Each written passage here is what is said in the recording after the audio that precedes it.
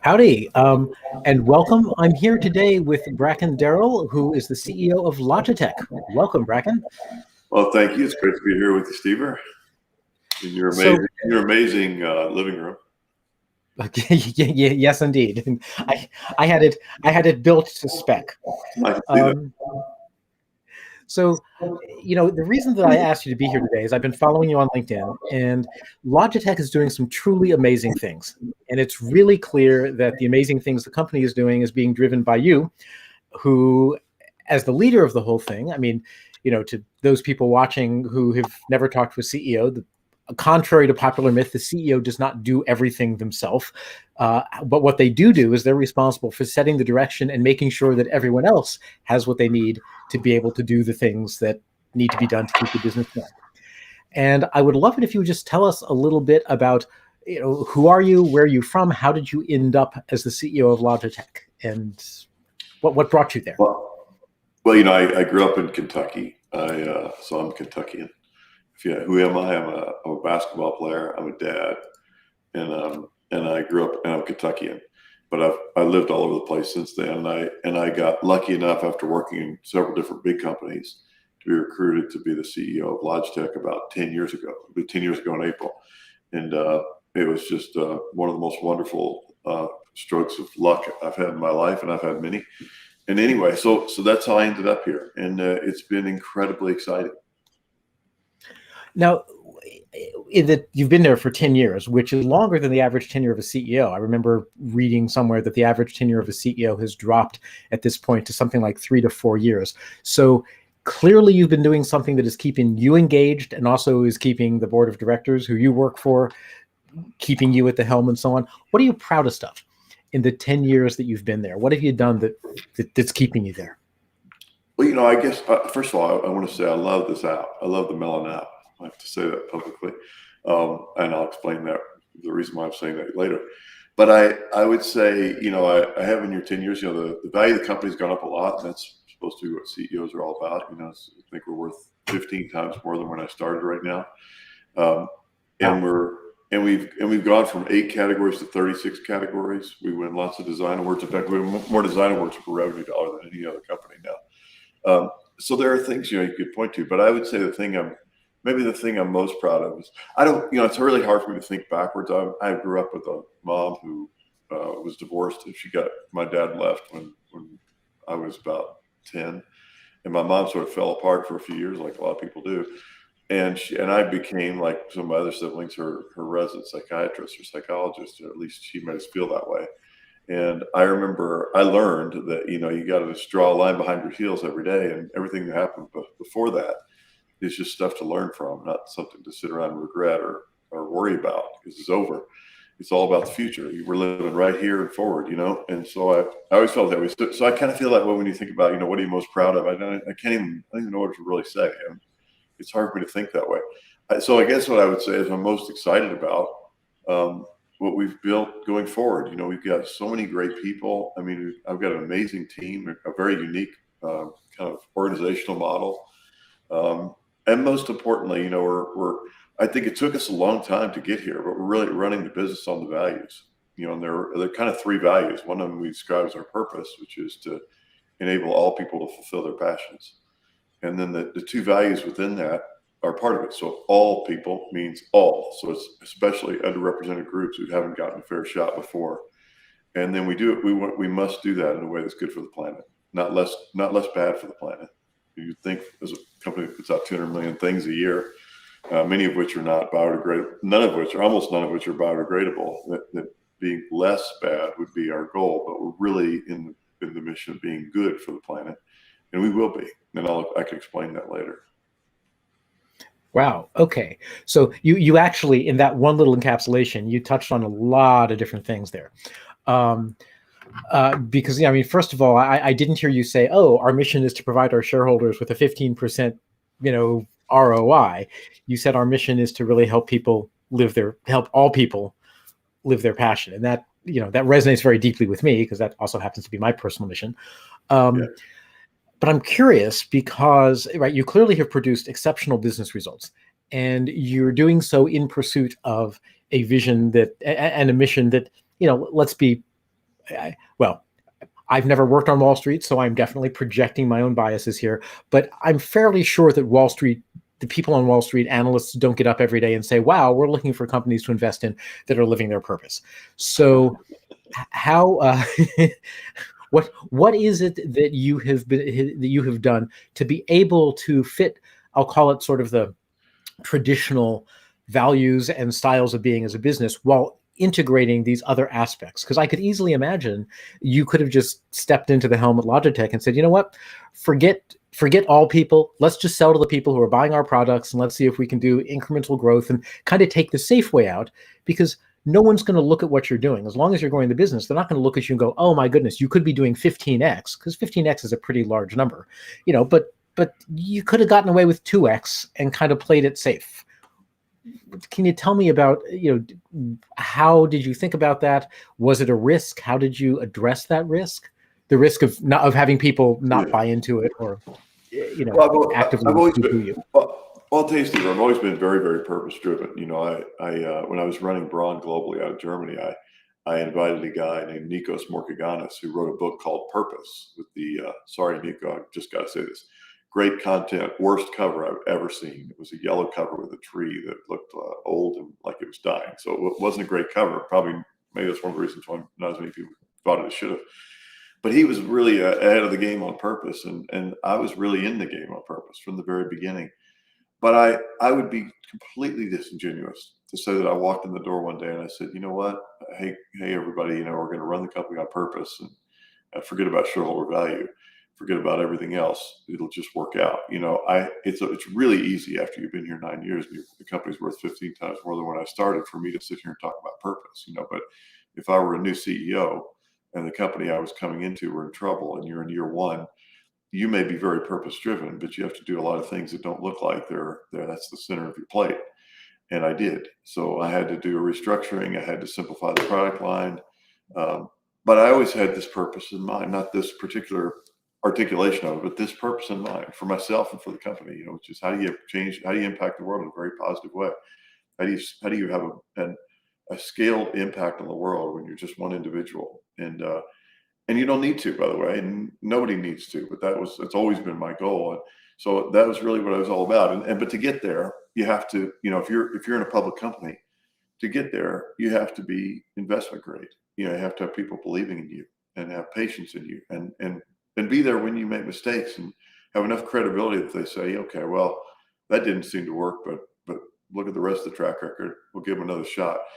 So I think you have to perform if you're in a public company. And the cool thing about the world we're in today, I believe, is that performance is beginning to overlap with some of the most important things that are in my purpose today and yours too.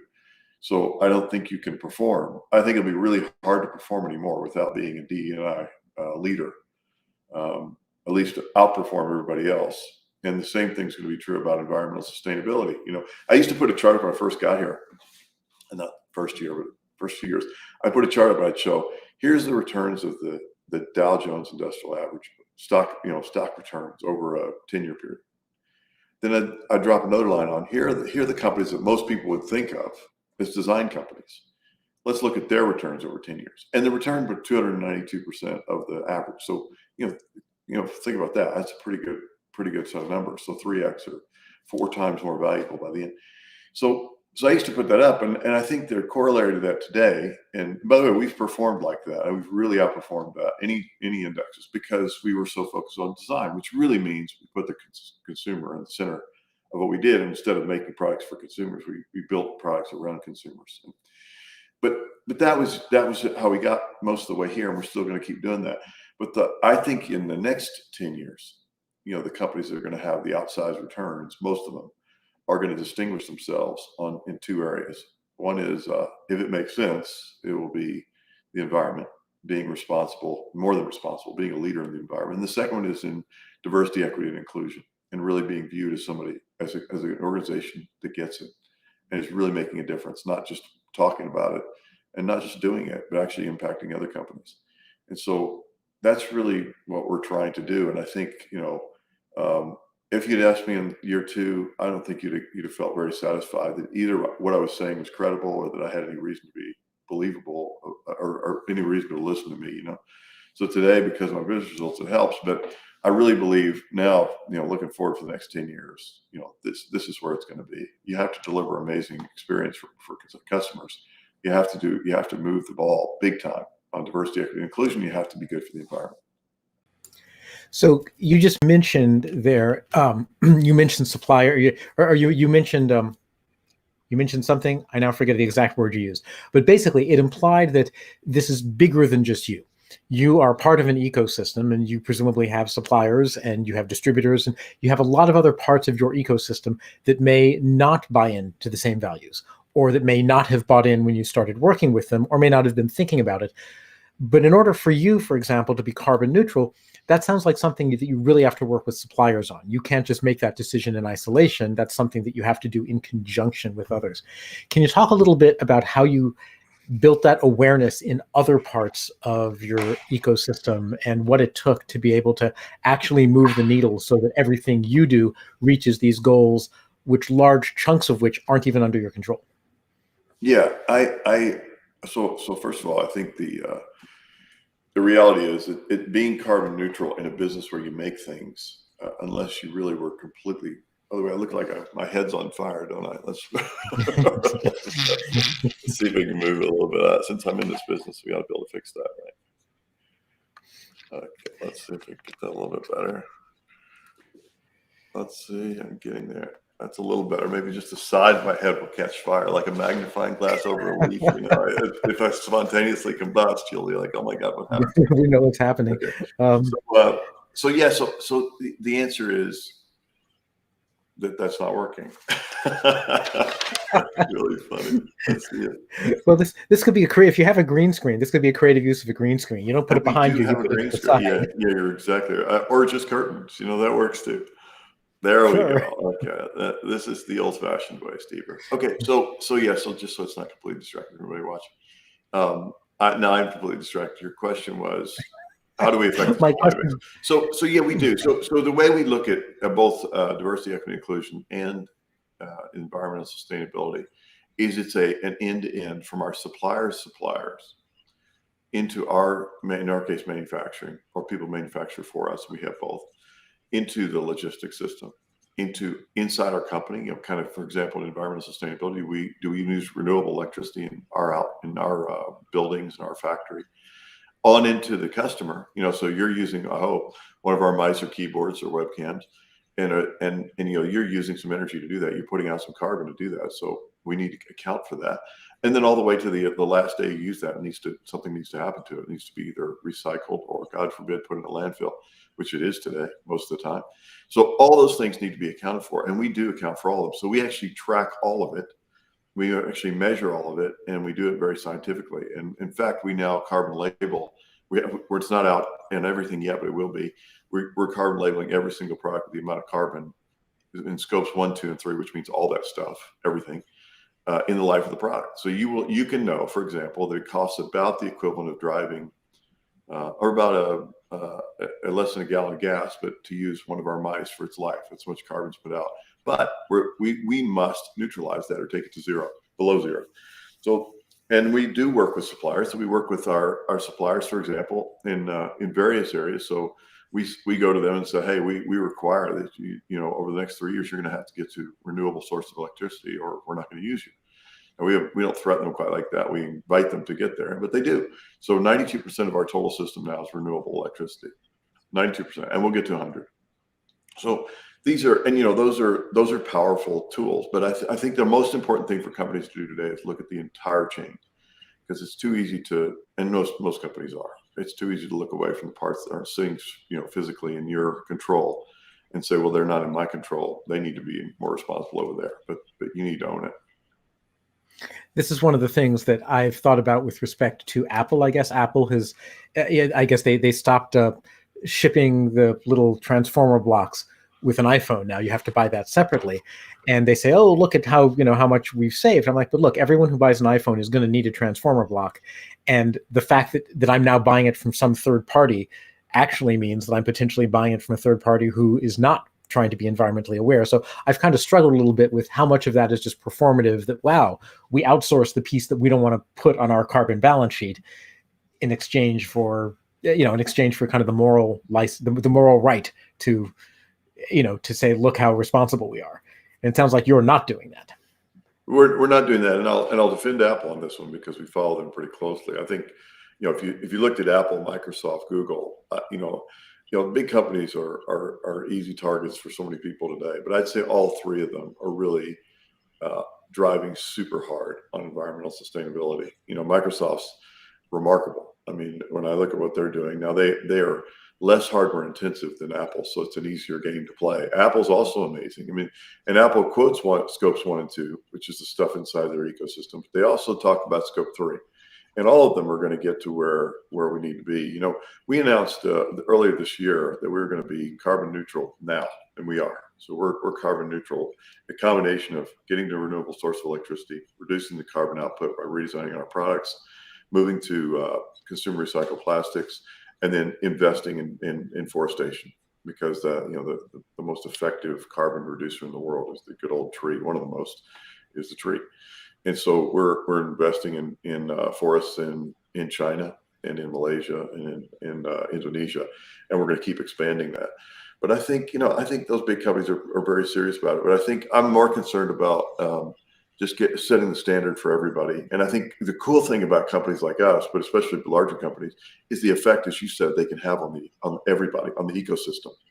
Because when one of those big companies or even us say, hey, you must use renewable electricity, it can move a whole industry, or even continent, Well, that was actually going to be my next question, was, have you ever gotten pushback? Have you ever gotten suppliers who just say, you know what, we don't want to do that, so you're going to have to go find someone else because you're not big enough for us to care about your business?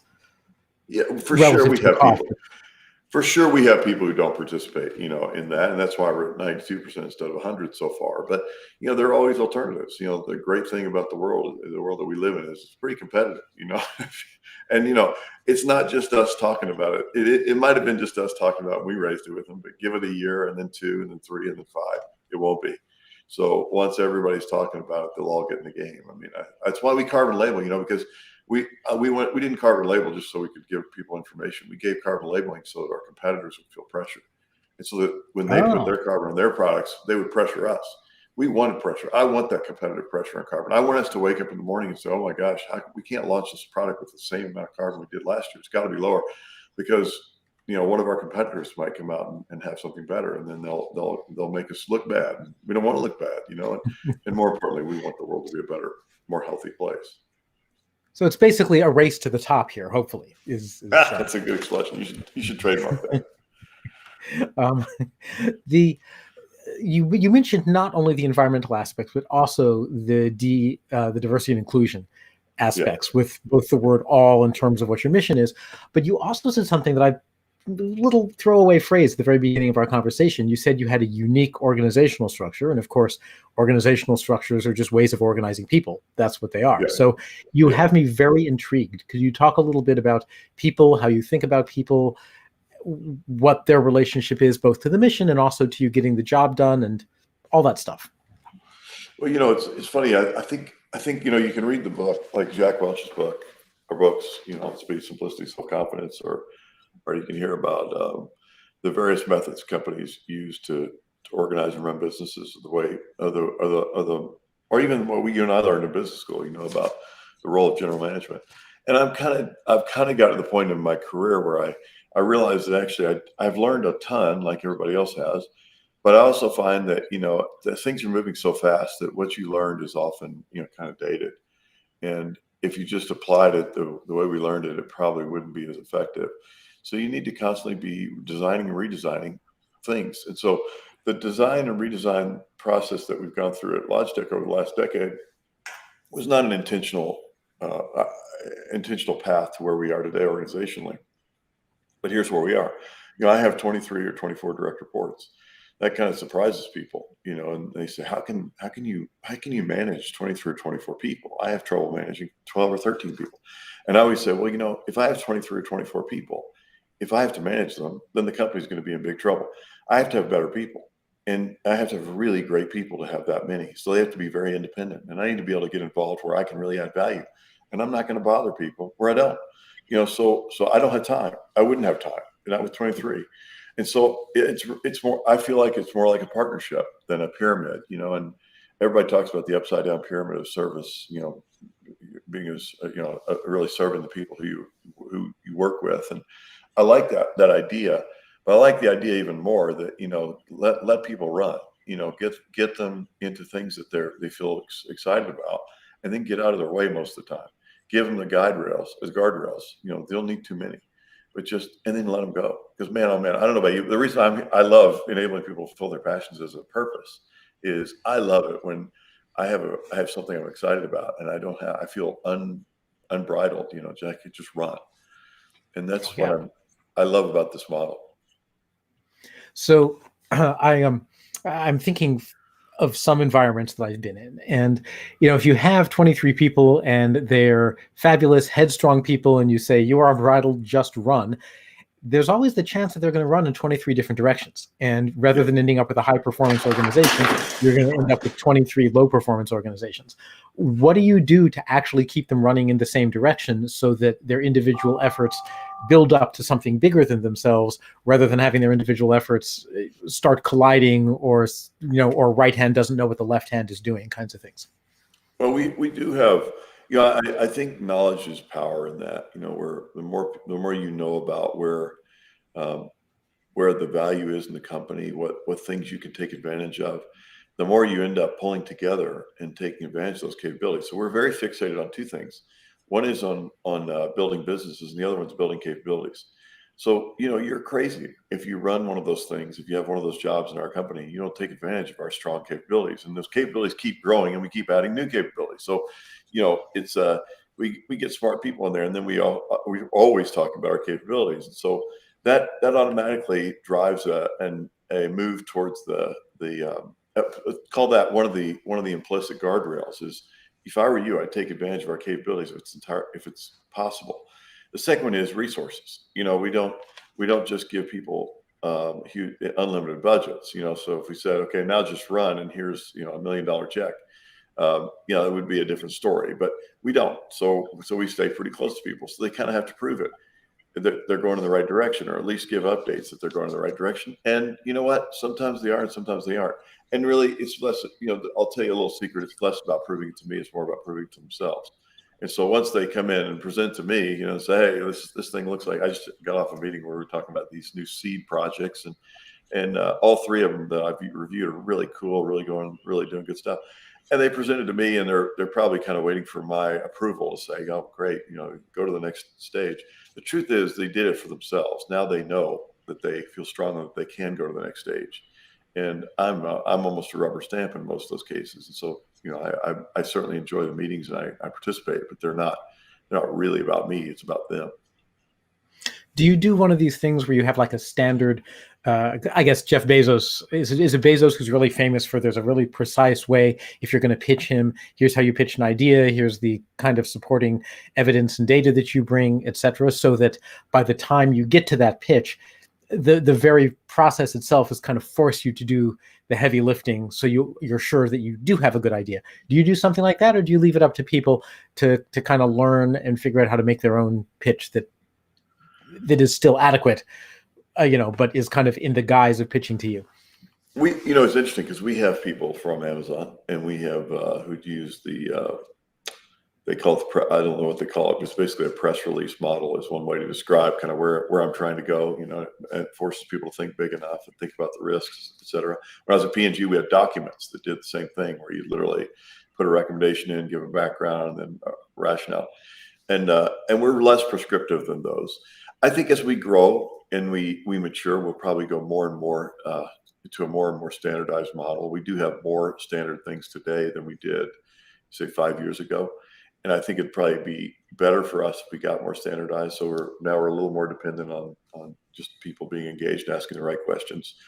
But I don't think we'll ever overdo that, because I like the free. I love freedom myself, and I like to have freedom for people. And and I'm not a big lover of PowerPoint or anything that feels bureaucratic. So I'd rather have people run and learn and trip and fall and get up and make sure they're risk managing so they don't ruin the company, and they won't. But let them learn. And I also have a lot of tolerance for a person with a lot of passion for an idea, and their ability to learn what's working and what's not working in that. What oh, wow, what was I about to ask you? Okay, memo format. Oh, yeah, have you read the Netflix culture document? Yes, The super PDF? impressive. Yeah, so I'm curious. I mean, that's a really interesting codification of a culture, and I Yeah, read it, and I had two thoughts. One is, wow, I can imagine personally, it speaks to my own like the kind of environment I like to work in. So my I had two thoughts. One was, wow, if this is true, and I ever want to go get a corporate job, Netflix is going to be high on my list of places to check out. And number two, of definitely. course, was, is this really true? Like, anyone can put together a document. Well, not anyone, but many people can put together a document that sounds really impressive, but making it work on the ground is a whole nother matter. Um, do you have any such document? Like, have you given formal, explicit thought to the culture, or have things just evolved as you brought in people who were, who were really competent and can take things and run with it? First, I'll talk about it, Netflix for a minute. I'm really impressed by their culture. That document, as far as I can tell, is real. I mean, nobody's perfect, but I think they cultivate that document as a very large group all the time. It's constantly changing. They edit it. I think the leadership team of 50 people, if I understand this correctly, is in almost a constant re-editing mode of that document, debating the words, the really specific words in it. So I think that document is real, and I think it probably explains a lot of how the world Netflix has transformed itself so dramatically 2 or 3 times, 4 times, and we'll do it again. And I think Reed Hastings is a phenomenal and visionary leader who also gets it done. I've got a former executive from Netflix on my board, and I've gotten enough of him. I also think that's super admirable. I'll swing this around a little bit. Yeah, we do. So we have 10 values that we define that we're trying to do within the company, and each of those values, 2 of them are equality, which probably should be equity and inclusion, but it's a shorthand for diversity, equity, inclusion, and justice. And then the other one is environmental sustainability. So we have 5 pairs of words, and that's one pair. Those are real values. The others are more behaviors. But what I would say is, I think. Now I'll say something that's a little bit provocative. I really think that one way to look at culture today is that, like, the pendulum swings. It just keeps swinging until it finally breaks glass on the other side and kind of comes back. And I think the pendulum on culture has done that. I think we've overcooked the discussion in culture to the point where we've lost what's maybe more important, which was individuality. And I think great cultures now are really about enabling individuality to come out, and unfettered ability to make things happen they're within the goals of the company. And I really think culture is a little overcooked as a discussion now, and cultures that are really foster individuality will be the ones that probably we'll be talking about in 5 or 10 years. And I hope that we're trying to do that. We're trying to do that. Okay, so we only have time. We only have like a minute and a half left if we're going to stick to the original 30 minutes. If we can go over just a minute or Sure. two. Yeah. So the way that you framed that, right, I think is really interesting, because America, of course, is famous for having an individual culture and the primacy of kind of individualism over Yeah. the group. But I know that Logitech is also an international company. So you have people from a variety of different cultures. Um, do you find do you find that unleashing the individual is the optimal strategy for the people of all the cultures, or do you modify that and think about it differently to bring out the strengths of people who were raised in a different context and who think differently about achievement? Gosh, that's a really powerful question. I don't know if I'm enough of an authority on that to give you an answer and make it sound like I know what I'm talking about. I have lived in different parts of the world. I traveled a ton, but I think that's a really hard question. I think there are different cultures that respect individuality more, others that really respect, others that really respect for the community. I'll never forget my times in Germany when somebody came up and yelled at me for parking my car where I shouldn't have, and I shouldn't have. And and yet they had nothing to do with the area that I was parking in, and it wasn't it wasn't parking in front of their house or in front of their building, or even in a way that was dangerous, as far as I could tell, for a fire truck or something. It was just against the rules. But in that part of Germany, at least, they were, in that time, it was, you as as a German citizen, your part of your responsibility is to make sure that everybody else adheres to the culture. It's like a citizen responsibility, which I really came to respect there. I resented it when I first moved there. I respected it by the time I left there. And then I started to see it in other places like Japan, where you see a different flavor of the same thing. And then there are other places like the US where, individuality is just fostered and admired and maybe over-respected against the importance of giving for the community, really giving in, being the. So I think that's a really, really great question. I would say within Logitech, we're a learning lab on everything, including that one, and we're just going to keep trying to figure out how to make all this work. But I'm super excited about where we've been. I'm a lot more excited about where we're going. And Steve, you are such a fun person to talk to every time. You're such an open-minded, free-thinking person that I will come back with you anytime you want to do this kind of thing. Awesome. Thank you so much. And for those of you watching, please follow Bracken on LinkedIn. He keeps his entire feed up to date on what Logitech is doing, and personal things as well for every now and then. And thank you so much for taking the time and joining me today. Thanks for having me in your amazing living room. Awesome. Thanks a lot.